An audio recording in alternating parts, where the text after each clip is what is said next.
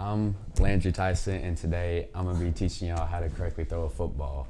And the person on the football team who throws the football is a quarterback, and that's arguably the most important position on the field because he's the leader and he does have control of the ball every play, unless you have like a reverse sum and a receiver running back throws the ball, and that just hardly ever works. So quarterback's where it's at.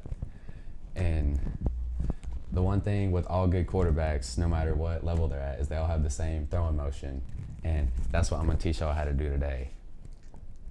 But first, I'm going to tell y'all a little bit about just football in general. So the first college football game was played November 6th, 1869, between two college teams. And that was just like, they didn't have the rules we have today. Those weren't invented until like the late 1880s by Walter Camp. And then the first professional game was just a regular game, but somebody got paid $500 by some rich dude in the audience who thought he did good. And so that's where pro football came from. And then that's pretty much that. And now, like when you're throwing, the main thing you want to be is accurate, and you obviously want to have power when you throw. And a common misconception about that is that all the power comes from your arm, but really most of it comes from your hips and just turning that right. And that's a big deal when throwing. And then you just, accuracy, most people, you just have that or you don't. I really don't have it. Some people do, but you can work on that. I haven't. I'm not good at that. So, and then a quarterback's going to throw it to your receivers, and the receivers need to make sure to know how to catch it. And when you catch it, you're either going to have the diamond in your hands if it's up high, or it's down low. You're going to put your pinkies together. Unless, of course, it's just weird, then you're going to crazy Odell and just catch it with one hand. But that's super hard and just hard to do. So I kind of avoid trying that. And then your linemen are there to protect the quarterback from you so you can throw it. And then, like, defensive linemen are trying to get you, sack you, and that's just no fun because that hurts a lot. And then, yeah, cornerbacks covering your receivers, trying to make sure they can't catch the ball. But, you know, that's super hard to cover a receiver one-on-one, so receivers normally win that. And then when all else, you can just hand it off to your running back and let them go do what they do and just run the ball for however many yards they can. And that's just like pretty much the offense. And then you got too many different styles of offense to explain, like pro style, spread, wing tee, and I'm not going to get into that today because that's really complicated stuff and just too much to go in one day. Like us personally, we run spread, and that's just easy. I might get into that because that's just 4 receivers. Doesn't matter what they are. You can have 3 on one side, 1 on the other, 2 and 2, 4 and none. Then you can send them back out and have 5 receivers with a spread, and that's just pretty easy to run. That's why we do it. And then, like, I'm not going to get into our their defense because we're changing that, and it's confusing. Ours is super easy to run right now, but other than that, it's not. And then, like, just out of all of those positions that I just talked about, quarterback is definitely the most important. So they need to make sure that they can do their job right and not have any issues so that everybody can look up to them and lead on them. All right, so we got to go to commercial. I'll be right back in a minute, and I'll actually teach y'all how to throw it.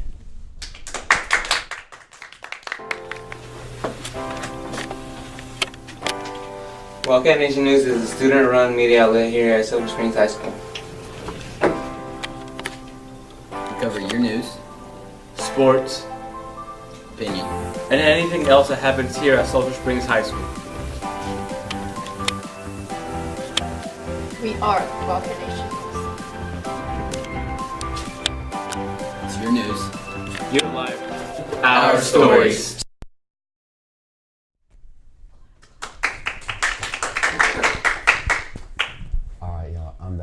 now I'll actually teach y'all how to throw. So when you're throwing, you're gonna take 3 pictures, and the first picture is gonna be whatever your non-dominant shoulder is. You're gonna look and take a picture of your target like that, and then you're gonna turn and face and take a picture with your chest, and that's your second picture. Then you're gonna finish with your shoulder, and that's your third picture.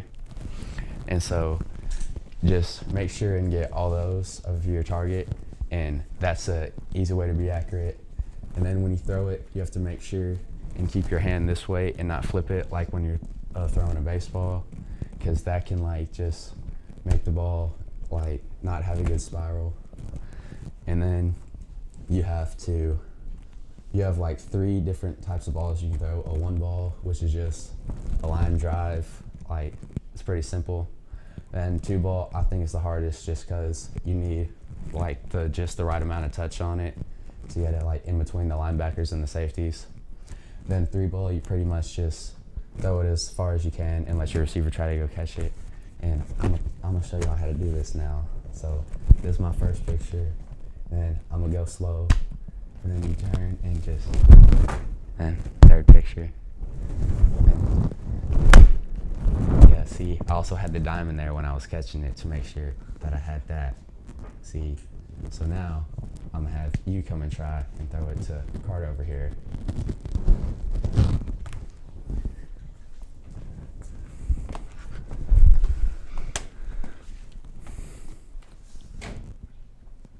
Nice job with your picture. See, you didn't have your top part of your hands together when you caught it with your diamond. Let's try that again. All right. Nice job. That was kind of a hard ball. All right. And then when you catch it down low, you gotta have your pinkies together, and I'll show you all of that now. Shoulder. See, and then I really have issues with that when I'm running, say, slants or something. I don't know. I'm just not too good at that. I normally end up just sinking low and catching like that, and then I'd lose speed, and that's bad. And then when you're carrying the ball, you want to have it high and tight. That way nobody can get in there and get it loose. And because if you fumble, that's just no good, because then you lose the ball and you're on defense, and you're upset because you fumbled. And then, like, I was taught that this is your claw and you need to get over the top, because where I came from, the school we were with Eagles, so it made sense that we had claws. And then when you're receivers, you can also just like kind of Odell that, and that's just fun. That's the most exciting catch you can do. It's a little hard. I'll try that, but I might not get it on my first try.